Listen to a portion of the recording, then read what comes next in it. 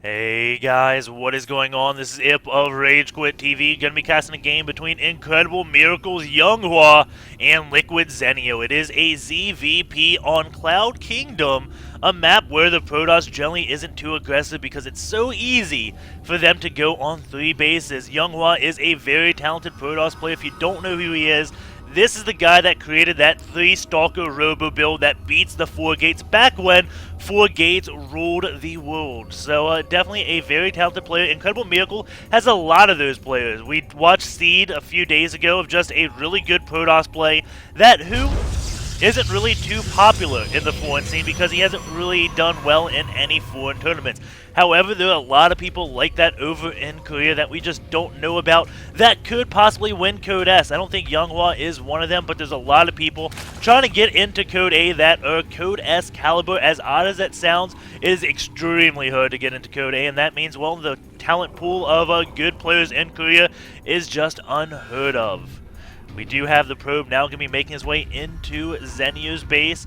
And Zenio will now know there's a probe scout. Will be going for a 15 pool, 15 hatch. Zenio also one of the Zerg players that really likes going in on an early third base. And we do have the probe breaking up the mineral pair and then just going to be getting on out of there. Meanwhile, we do have a forge being built at 14 supply, and then most likely he will be going for a Nexus sometime soon. I don't think he'd go Forge Gateway because that just doesn't happen. We do have the probe harassing a little bit and still just going on around. Sees the pool, and Zenio saving up his lover right now to build a hatch, actually getting an Overlord right now before he starts this hatch, and I think that may be a little bit delayed. It's looking like he's going to be doing a 21 expand. I'm not exactly sure. I don't think you get the Overlord before you put down your hatch, but maybe Zenio knew it was going to be blocked. He is getting a queen and some lings, so yeah, this is definitely a little bit different from Zenio. Not going to be going on a super fast natural. And this one probe is going to be building a cannon most likely. Yep, the cannon does go down. And then he will get a gateway. And the reason I said that is because Zenio did not take this one hatch right away, which means the lings are going to be coming out pretty darn soon. And Zenio could possibly do an all-in, so you want to ensure this wall is up so lings don't just run right on by. We do have Zenio now taking his natural. And we'll see when he ends up taking his third base. The queen now out for Zenio, going to be starting another one to walk. This queen will walk away down to the natural. The queen that is building will be the next one that doesn't inject. And looking like Zenio wants to do a tumor. This one probe hiding off in the corner will be going for a delayed scout, it looks like, just to see exactly what is going on. Is going to see the watchtower. Now he knows, okay, my probe has been spotted. Let's go in and check if there is a third base, which no, there isn't from Zenio. Zenio just keeping an eye on this right now. Sees a gateway building, and while the gateway is building, we do have a double gas out of YongHwa, but this one Overlord is on the way. Will be able to spot that, and I believe those gases are a little bit early. I don't think you would go on 2 gases while the gateway's building. It just seems early to me. I don't know exactly the normal time to take 2 gases because it does vary between Protoss players, but he's going to have a lot of gas when the Cybernetics core finishes. It looks like he will have around 200, 250 gas when the Cybernetics core finishes, which means he can start Warp Gate research and a Zealot immediately. Additionally, he's not going for any type of upgrades, and that is definitely good for Zenio to notice. The Overlord will come in. Will he see these gases, or is he just going to hide out back here? Is building his third base. Does YongHwa know about it? Yes, he does. He knows that Zenio is indeed going for a third base. And Zenio going to be just droning on up. Does not have another queen started to start the migration to this third base, so the inject on this is going to be a little bit late. Overlord is getting in position, does not worry about checking those gases, and that is one of the most important things to watch on a Protoss player. We do have a Twilight Council being built immediately after this Cybernetics core, so I was right. I think that gas was just a little bit early. And that means he is going to have enough gas to start that Cybernetics core. And interesting enough, he is not going for any upgrades. Does open with a Stalker first to abuse the speedlings that are not out on the map. Stalker is going to poke and then try to run back up to the cannon, try to get whatever kills he can get. Going to get on the watchtower, see nothing really. And again, he does know Zenio is on 3 bases, doesn't have to worry about units until around the 7:30 mark. That is when Zerg players generally stop building drones and start getting units between 7:30 and 8 because that's the time the cybernetics core should be finishing, but it doesn't look like Zenio has been chrono boosting this. I mean, doesn't look like YongHwa has been chrono boosting this. So Zenio's seeing right now, Forge not researching, cybernetics core not chrono boosting, he's going to be assuming there's no pressure coming.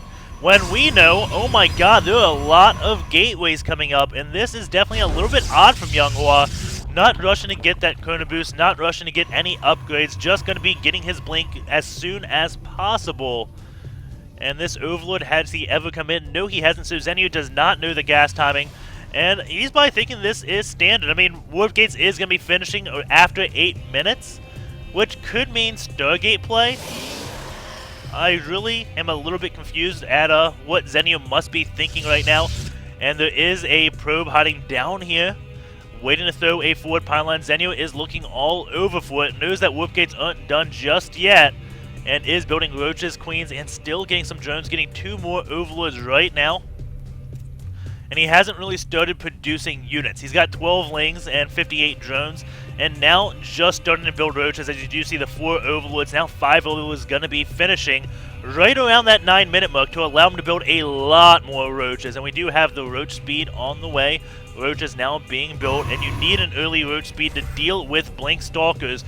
And an overseer does come in. We only have 3 stalkers here, picking off that 1 overseer, trying to show nothing. Meanwhile, he is hiding a lot of stalkers up here, only 1 by this 1 ramp. So Zenio pretty much has no idea, but he could click on those gases and see that something is up, since that is already 1,000 gas that has been mined. Even it's 1,200 to be exact. So Zenio, 1,200 gas, all he saw was this 1 stalker, doesn't see any upgrades. So he had to know something's up, and now he does know it is blink stalkers, and he is going for that roach speed, and that is sufficient to deal with blink stalkers. Zenio also getting a Hydra Den. And did he finish that? Yeah, he did. I don't think he needs a Hydra Den. I normally don't see Hydras used against blink stalkers anymore. Just lots and lots of roaches with speed, but because Zenio has been building speedlings, he doesn't have enough roaches to really deal with this. And those lings are going to go down very quick to those zealots and blink stalkers. Zenio just going to be sacrificing this 3rd base. It looks like all Zenio has to do is survive. He's at 62 drones. A Protoss player is at 39. So Zenio could sacrifice his 3rd base as long as he can defend at his natural.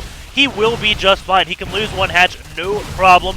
Going to try to do damage while this 1 hatch does go down. We do have YongHwa. He will take down this hatch, there is no question about it. Zenio just trying to get any free kills he can while the stalkers do attack this hatch. And it does go down. Now those drones are going to be pulled most likely to go over into the natural. And Zenio going to get all out of this lava, and now will be backing on off. What is this? That is another roach. And he's just trying to make sure that roach does get out, but no, it will get trapped by zealots. And Zenio is injured. This 1 overlord is making his way on back. Some nice blinking by YongHwa, doing it individually, going into this lost tab. You can see YongHwa's only lost 7 units, while Zenio has lost 64. And only 5 of those were workers. So this blink stalker has been nice. And I think those 7 units were pretty much all zealots. And those stalkers coming in now, taking out a lot of these roaches. The Hydras are there, adding in a lot of DPS. Zenio is at 1-0. YongHwa isn't at any upgrades. Those drones going back in. Lost 8 now. Trying to absorb damage, but it looked like the Protoss was doing a little bit force targeting. Now, oh man, 2 overlords go down, and this will be the 3rd overlord that does fall. These do make it up to that high ground. And the roaches are pulling back. I think it would have been a much better idea to get Burrow instead of that Hydra Pit against blink stalkers to heal up your roaches, because you know there's not going to be any observer anytime in the near future. And those stalkers are very injured, but keep in mind, Zenio's units are injured as well. The roach is going to be coming in. And miss microing the roaches just a little bit. When you go up against blink stalkers, you can't ever have a range in between. And I'll talk about that after this game. And there's overlords moving on away, so they do not get sniped. More drones being pulled, absorbing damage. You can see the stalkers definitely choosing to attack them.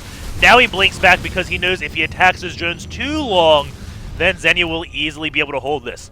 Zenio still ahead in supply. More roaches, more Hydras on the way. And oh no! The Overlord's going down, losing 3 right there. Going to be supply capping himself pretty much big mistake by Zenio. Looks like they were on a rally point, I would assume. And during this battle, he has had relatively nice injects. I can't wait to look at that after this game. Zenio at 113 supply, holding on for dear life going into this units tab. Still 39 probes, so this is definitely an all-in by YongHwa. Still not building any workers, just doing what he can. Stalker's now falling. The health is low, the shields have regen, and there's still a beautiful blinking by YongHwa. You can see he has lost 36 units now, but killing 125 of Zenio, almost being double as effective. Or twice as effective, I should say. And those Zealots going to be coming in. Zenio going to try to defend yet again. Going to have to do another drone pull. The Stalker's now getting up in melee range and blinking back. The drones can't quite get into range. And it looks like Zenio is going to push this on back. And the Stalkers now are going to be retreating, or maybe just forcing the Hydras to engage off of creep where that blink will be. So good. Losing one Stalker in that blink. We do have more Stalkers being morphed in right here, so he is just making a loop around. And Overlords, what are you doing? Looks like he's going to use Overlords maybe to absorb some damage. That's my guess. Going to be taking out the pylon. Zenio still ahead in supply. And still doing a great job at injecting. The Queen has left the main hatch though, so he is going to be behind on injects now. Won't be able to produce units as quickly as he has been in the past, but he is down to 31 drones, so he can't even handle 2 hatches full of injects in terms of money. So Zenio definitely losing a lot of workers. Lost 31 thus far. The army supply is in the lead of the Protoss player by 9. Protoss has finally pulled ahead in supply. It's looking very bad for Zenio. He is rebuilding drones while building up Hydras to deal with all these Stalkers. And, yeah, YongHwa still just at this. It doesn't look like he is building any more probes. Wants to win the game right here, but as Zenio gets more and more Hydras, I think he's going to get closer and closer to be able to fend this off. And if he fends this off, he may be in an okay situation. He has lost a lot of drones now. Those Zealots are going to be going down. The Hydras now enough to take down the Sentries, and then after that, they will be able to kill the Stalkers, but now they are going off creep and have to back on off. We have more Zealots being produced, but Zenio's +1 weapon attack is being so useful right now. That is definitely what is keeping Zenio in this game. And losing more Overlords, 2 Overlords do get sniped, and that is never a good thing. Going quickly to this main, he does have injects on it, so I was wrong. He is still injecting that main hatch. Pulling the Queen away when he realizes, okay, I have enough Hydras here to kill off all of these Stalkers, and YongHwa still not really transitioning out of this. And Zenio pulling ahead in supply yet again, ahead in drones by just 1. And he has stopped building them. It looks like he's just getting a lot of units. Does have +2 weapons on the way, so he's going to have a huge upgrade differential with 2-0 to 0-0. And that can be so good now. Zenio just microing his way back, picking off those Zealots. But it's very hard to kite backwards when you are off creep, allowing these Stalkers to get a lot more shots in. And Zenio keeping his forces split so he has an insta-concave whenever these Stalkers do come, keeping the Roaches in the lead, Hydras in the back. And YongHwa, what are you doing? You have a lot of minerals stacked up. Maybe he's going to be going for a 3rd base. Still doesn't have gases 3 or 4. And it looks like he has walled himself in, so he is going to be taking out that pylon. So yes, he will finally be taking a 3rd base. And Zenio is off creep. There's Stalkers are engaged. The Hydras trying to run back the Roaches, trying to get in front. And looks like Zenio is going to be putting on pressure now. I don't know if I agree with this move, but he doesn't know that YongHwa hasn't been building probes at all really this game, stopping so early. And down to 38, what? Just a probe died. They are not Zerg, they don't sacrifice themselves to build. I guess maybe he wanted to get another unit in as he was supply capped. And, 4 pylons being built as YongHwa has hit the supply cap, now blinking those Stalkers on back. Zenio putting on the pressure.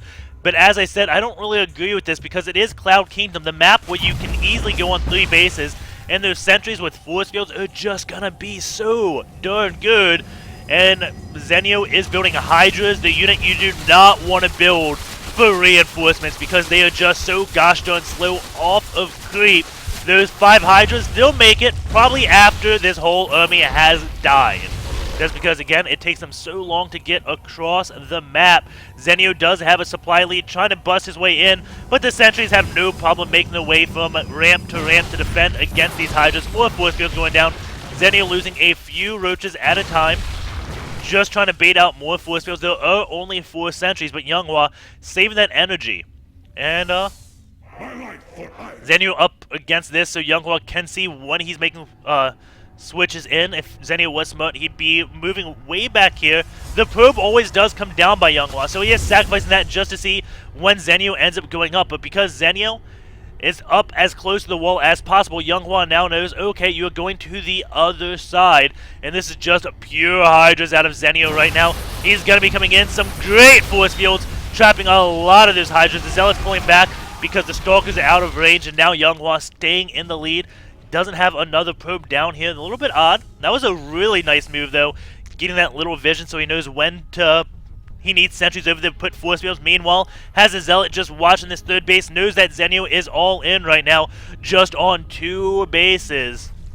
And he has started building roaches, not Hydras. And YongHwa leaving his base as Zenio does go in around. There is this pylon here that will tell YongHwa, oh my god, I have to get back unless we will have a base trade. YongHwa now rushing back. Those Stalkers are much, much quicker than these Hydras off of creep. And it looks like Zenio will be getting in an okay spot. YongHwa has plenty of sentries. Going to be throwing down some force fields, and those are not just any force fields. Those are looking kind of like MC force fields. They are placed so well. And just allowing YongHwa to get more units in. Whenever a Zerg is engaging with this composition, all you have to do is delay them from attacking because you're going to get a lot more units. The offensive blink on top of the Hydras, and Zenio's forces are going down. Zenio knows you are at 3 bases, I am at 2. GG. Very well played by Zenio. And I just want to say, I know I said I'm going to be casting a lot this weekend, but 2 things happened today. Number 1, I got called into work. Number 2, the new Ivy Bridge processor got released. So I'm going to make my way over to Micro Center on my way to work, buy a new processor, buy a new motherboard, my new RAM, and probably get another hard drive, a solid state drive. Because, well, I'm just going to spend a lot of money upgrading my computer. And if you want to upgrade your computer, I'd recommend now is the time to do so because, well, the new processor just got released, so it is the best time to upgrade if you want to have the bleeding edge technology for the longest time possible. But, of course, replacing all of that stuff does take time, so that's why I may not get another cast in. I won't have too much time today. But, yep. I hope you enjoyed that game. We will be going into SC2 gears like right now. I have pulled that up while I was talking about that. The injects look pretty impressive doing all that engagement. I have to say, that was very nicely done. Going to this 10-minute mark, not super impressed at 10 seconds. But what I am impressed at, during all this aggression, Zenio was so on top of his injects, finished the game off with a 17 inject gap. And keep in mind, during that whole entire game, Zenio was doing nothing but injecting. Like, nothing but engaging, splitting up his units. His APM must have been through the roof that game. Let's go look at Zenio's EAPM. It is up at 161. YongHwa, actually at 147, has more spamming APM than Zenio. However, his redundancy a little bit higher. And oddly enough, his macro APM at 109, very nice. He probably did not miss weapons at all. Looking at his granularity, I don't know if that is constantly missed weapons or not, but that is a very solid weapon bar. So let's just look at after completed. Okay, if you go after completed, it's not as split up. And every time he has 9, he has a gap. So this is telling me if we go look at 1053, it's telling me they are well placed. So let's go back in the game, go to 1053, see if those whoop gates were idle at all. And oh man, it is 10 a.m., so that means I have to start getting to Micro Center soon. So, keep an eye on all these. Whoop. Okay, so he does have idle gates. Let's see how long that was.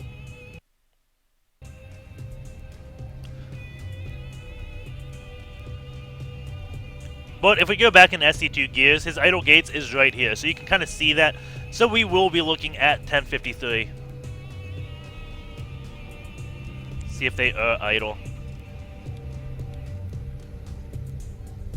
Right around here. This is the time we want to look at. Does he immediately warp in? Holy cow! Did you see that? That was pretty darn cool. So, I gotta go back twice. So he is on top of his warp-ins, and those are incredibly good warp-ins. Ready? Look at this. The numbers are going up, and as they go up, they go back down. Like, that is incredible. And he does that again the next time, I believe. So we're back on normal speed, doing all this engagement. He is ready to warp in. And how soon is it? A little bit idle time right here. But does get it. Not long really at all.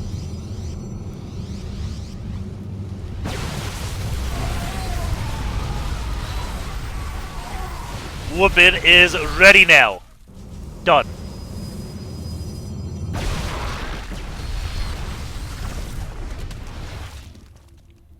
Ready now. And warp-in. He is pretty darn good at that. I'll give him credit. So, his warp-ins, not too bad. Not too bad at all. And that's wrong.